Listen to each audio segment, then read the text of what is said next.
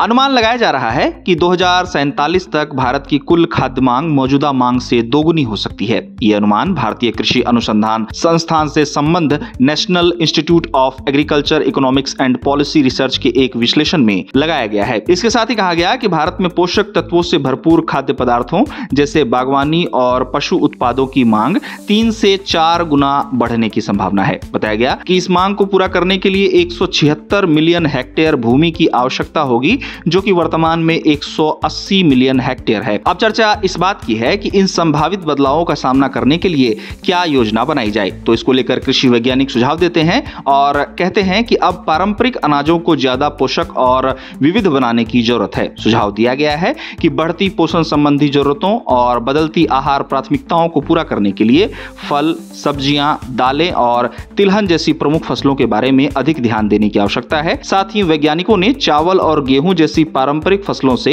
वैकल्पिक फसलों की ओर धीरे धीरे संसाधनों के स्थानांतरण को आवश्यक बताया है। आपको बता दें कि 2047 तक भारत की जनसंख्या के 1.6 अरब तक पहुंचने का अनुमान लगाया गया है और अनुमान ये भी लगाया जा रहा है कि उस समय तक देश की लगभग आधी आबादी शहरी क्षेत्रों में निवास करेगी। 2047 को लेकर लगाए जा रहे अनुमानों में आहार पैटर्न को लेकर भी चर्चाएं जारी है, जहां इसमें पोषक तत्वों से भरपूर बागवानी और पशु उत्पादों की मांग में वृद्धि होने का अनुमान है। 2047 तक भारत में फलों की मांग में 3% की बढ़ोतरी हो सकती है और इसका आंकड़ा 233 मिलियन टन और साथ ही सब्जियों की मांग 362 मिलियन टन तक पहुंच सकती है। वहीं दाल की मांग दोगुनी होने का अनुमान है और ये 49 मिलियन टन तक 2047 तक पहुंच सकता है। इस तरह खाद्य तेलों की मांग में 2047 तक 50% की बढ़त हो सकती है और चीनी में 29% तक की बढ़ोतरी होने का अनुमान रिपोर्ट्स में लगाया जाता है। लेकिन 2047 तक कृषि भूमि के